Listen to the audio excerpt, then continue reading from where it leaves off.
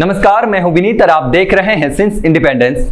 15 अगस्त को अफगानिस्तान में आतंकवादी समूहों को रोकने के लिए संघर्ष कर रहे सरकारी बलों को पीछे हटना पड़ा। इस वजह से तालिबान ने अफगानिस्तान की राजधानी काबुल में प्रवेश कर लिया और चंद दिनों में ही अफगानिस्तान का पतन हो गया। दुनिया तमाशबीन बनकर देखती रही। अब ये लोकतांत्रिक देश बंदूक के साए में है। सड़कों पर चारों ओर लूटमार, हिंसा का दौर शुरू है। इसके साथ कट्टरपंथियों का फरमान भी जारी हो गया है। अफगानिस्तान की बर्बादी के पीछे अमेरिका को लेकर कई सवाल किए जा रहे हैं। वहीं रूस और चीन इस मामले में फिलहाल तालिबान का शो यानी कि पिक्चर देख रहे हैं। भारत भी हर कदम सोच समझकर आगे बढ़ा रहा है। केंद्र सरकार भी फिलहाल तालिबानों के सत्ता संभालने का इंतजार कर रही है। 1 या 2 दिन में तालिबान पूरी तरह सत्ता संभाल लेगा। देश छोड़ने के लिए एयरपोर्ट से लेकर हर जगह भगदड़ मची हुई है। विद्रोहियों ने पूरे देश में कोहराम मचा दिया है और कुछ ही दिनों में सभी बड़े शहरों पर कब्जा कर लिया है। तालिबान की बर्बरता देख चुके अफगानिस्तान के लोग खुद को असुरक्षित महसूस कर रहे हैं। काबुल हवाई अड्डे पर देश छोड़ने के लिए उमड़ी भारी भीड़ से यह स्पष्ट हो जाता है कि लोग किस हद तक तालिबान से भयभीत हैं, डरे हुए हैं। तालिबान के खौफ से पुलिस और सुरक्षा बलों के जवानों ने वर्दी उतार दी है। वे अपने घर छोड़कर अंडरग्राउंड हो गए हैं। तालिबान ने कर्मचारियों, पुलिस और सैन्य अफसरों, पत्रकारों और विदेशी एनजीओ से जुड़े लोगों की तलाश कर रहे हैं। काबुल में अफगान सुरक्षा बलों तालिबान ने कर्मचारियों, पुलिस और सैन्य अफसरों, पत्रकारों और विदेशी एनजीओ से जुड़े लोगों की तलाश करनी शुरू कर दी है।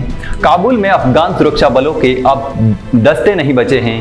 अफगानिस्तान पर पूरी तरह कब्जा करने के बाद वहां तालिबान का खौफ नजर आ रहा है। महिलाओं पर कई तरह की पाबंदियां लगाई जा रही हैं। बता दें कि तालिबान ने महिलाओं पर पाबंदियां लगानी शुरू कर दी हैं। लड़कियों के पढ़ने लिखने, स्कूल कॉलेज जाने।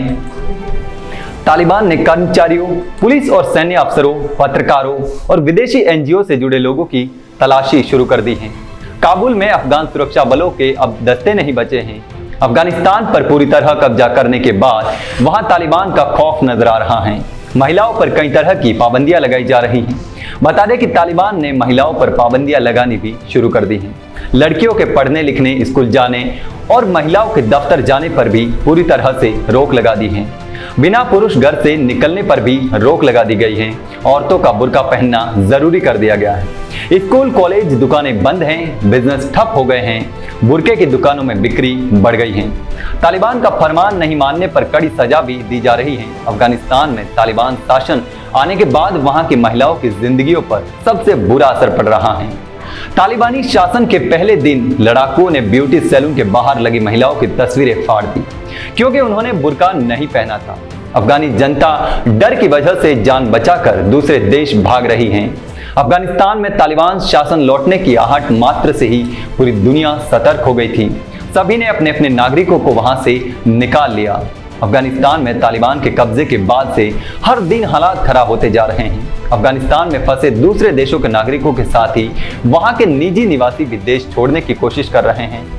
आप देख सकते हैं एयरपोर्ट पर कितनी भीड़ है, कितने लोग विदेश जाने को बेताब हैं। ऐसे में ये जानना जरूरी है कि तालिबान का इतिहास क्या है। आइए जानते हैं इसके इतिहास के बारे में, इसके कट्टर कानूनों के बारे में और इन्होंने जो अत्याचार किए हैं उसके बारे में। पाश्तो भाषा में तालिबान का अर्थ होता है छात्र। ऐसे छात्र जो इस्लामिक कट्टरपंथ की विचारधारा पर यकीन रखते हैं। हालांकि तालिबान बहुत पुराना आतंकवादी संगठन नहीं है। तालिबान की शुरुआत 1990 के दशक से मानी जाती है, जब सोवियत संघ ने अपनी सेना को अफगानिस्तान से निकालना शुरू कर दिया था। अफगानिस्तान में सोवियत संघ की मौजूदगी 10 वर्षों तक रही। ये बात 1989 से लेकर 1979 के बीच की है। तालिबान की कैसे हुई शुरुआत, इसकी बात करते हैं। ये बहुत बड़ी बात है कि सऊदी अरब की वो देश है। कैसे हुई तालिबान की शुरुआत, ये बहुत बड़ी बात है।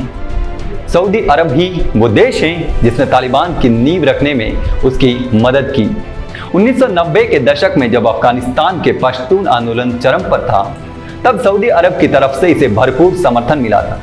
लोगों को इस्लामिक मदरसों में भेजना और सुन्नी इस्लाम की कट्टर मान्यताओं का प्रचार करना ही इस आंदोलन का मकसद था।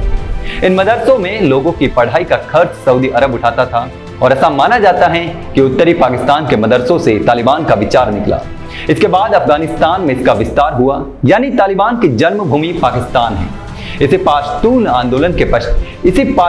आंदोलन ने तालिबान को मुजाहिदीन गुटों से अलग पहचान दिलाई। तालिबान ने अफगानिस्तान और पाकिस्तान के कुछ हिस्सों में शांति, सुरक्षा और शरिया कानून की स्थापना का वादा किया और सत्ता के लिए एक नया संघर्ष शुरू हो गया। वर्ष 1996 आते आते तालिबान ने काबुल पर कब्जा कर लिया। यानी काबुल पर तालिबान का ये पहला कब्जा नहीं है, इससे पहले भी वो नियंत्रण की लड़ाई लड़ चुका है। बस फर्क इतना है कि तब अमेरिका उसके साथ था और अब अमेरिका अफगानिस्तान से अपनी सेना को बुलाकर तालिबान की अनौपचारिक रूप से मदद कर रहा है। तालिबान की विचारधारा क्या है, इसकी बात करें तो साल 1997 तक अफगानिस्तान में तालिबान की जड़ें गहरी जम गई। चाहे देशी हो या फिर विदेशी, हर किसी को तालिबान द्वारा तय सख्त मानकों के हिसाब से रहना होता था। सत्ता में अपने 5 वर्षों के दौरान तालिबान ने शरिया कानून के सख्त नियम लागू कर दिए थे। महिलाओं को मुख्य रूप से काम करने या पढ़ाई करने से रोक दिया गया था और जब तक एक पुरुष अभिभावक उनके साथ नहीं होता था तब तक घर से बाहर निकलने की भी अनुमति उन्हें नहीं होती थी। सार्वजनिक फांसी और कोड़े लगाना तो आम बात थी। पश्चिमी फिल्मों और किताबों पर प्रतिबंध लगा दिया गया था और इस्लाम के तहत ईश निंदा के रूप में देखी जाने वाली सांस्कृतिक कलाकृतियों को नष्ट कर दिया गया था। विरोधियों और पश्चिमी देशों ने तालिबान पर आरोप लगाया कि वह उन क्षेत्रों में शासन की शैली में वापस लौटना चाहता है, एक ऐसा दावा जो समूह इंकार करता है। तालिबान का संस्थापक और मूल नेता मुल्ला मोहम्मद उमर था, जो तालिबान के तख्तापलट के बाद छिप गया था। उसका ठिकाना इतना गुप्त था कि 2013 में उसकी मृत्यु की पुष्टि उसके बेटे ने 2 साल बाद की थी। तालिबान के आतंक और उसकी ज्यादतियों को लेकर संयुक्त राष्ट्र संघ ने 55 पेज की एक रिपोर्ट प्रकाशित की थी। उसमें कहा गया कि किस तरह अफगानिस्तान के उत्तरी और पश्चिमी हिस्सों पर नियंत्रण करने के लिए तालिबान ने अपने ही लोगों का कत्लेआम किया। रिपोर्ट के अनुसार 1996 से लेकर 2001 के बीच वहां 15 बड़े नरसंहार हुए। ये कत्लेआम रक्षा मंत्रालय या फिर खुद मुल्ला उमर के जरिए करवाया गया था। इसे मुस्लिम देशों से भी समर्थन मिला। तालिबान ने वर्ष 1996 से वर्ष 2001 तक अफगानिस्तान पर शासन किया। दुनिया के केवल 3 देश थे जिन्होंने तालिबान सरकार को मान्यता दी थी और ये 3 देश थे पाकिस्तान, सऊदी अरब और यूएई। अब आप समझ गए होंगे कि तालिबान की वापसी से पाकिस्तान इतना खुश क्यों है और कई मुस्लिम देशों से भी तालिबान को क्यों समर्थन मिल रहा है। 11 सितंबर 2001 को जब आतंकवादी संगठन अल-कायदा ने अमेरिका के वर्ल्ड ट्रेड सेंटर पर हमला किया था, तब अल-कायदा और ओसामा बिन लादेन अफगानिस्तान की जमीन से ही ऑपरेट करता था। यही वजह है कि जिस तालिबान को अमेरिका पैसा और हथियार दोनों देता था, उसके खिलाफ उसने युद्ध छेड़ दिया और यह संघर्ष 20 वर्षों तक चला। लेकिन इतिहास ने एक बार फिर खुद को दोहराया और सोवियत संघ की तरह अमेरिका को भी बिना कुछ हासिल किए अफगानिस्तान से अपनी सेना को वापस बुलाना पड़ा। सोचिए, ये बड़े बड़े देश कैसे अपने हितों के लिए ऐसे देशों को क्रूरता की आग में झोंक देते हैं और जैसे ही इन्हें लगता है कि अब इनका मकसद पूरा हो गया है और इसके लिए यहाँ कुछ नहीं बचा, तो ये वापस इसी तरह लौट जाते हैं, पीठ दिखाकर निकल जाते हैं। तालिबानियों ने हिंदुओं और सिखों पर भी खूब अत्याचार किए हैं। अफगानिस्तान में हिंदू और सिखों की आबादी बहुत प्राचीन समय से रहती आई है। वो वहाँ के महत्वपूर्ण अल्पसंख्यक रहे हैं। देश के विकास और व्यापार में उनका उल्लेखनीय योगदान रहा है। लेकिन तालिबान के शासन में आने के बाद उसका पलायन तेजी से भारत में और दूसरे देशों की ओर होने लगा। तालिबान ने उन्हें सख्त तौर पर शरिया कानून का पालन करने की हिदायत दी।